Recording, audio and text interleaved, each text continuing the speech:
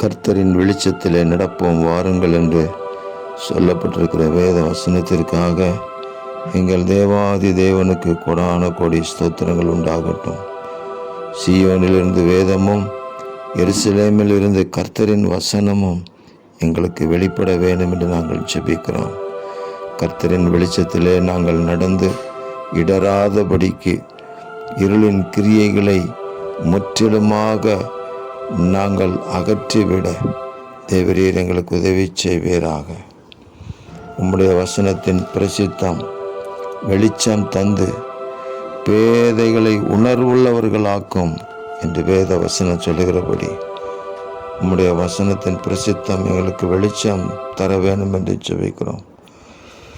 பேதைகளை உணர்வுள்ளவர்களாக்குகிற அந்த வசனம், உணர்வுள்ள வாழ்க்கை, ஆவியானவருடைய உணர்வு நடத்துதல் எங்களுக்கு திரளாக கிடைப்பதாக.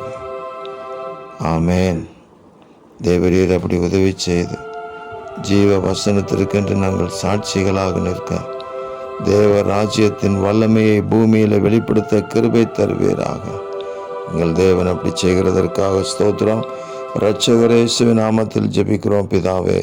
ஆமேன், ஆமேன், ஆமேன்.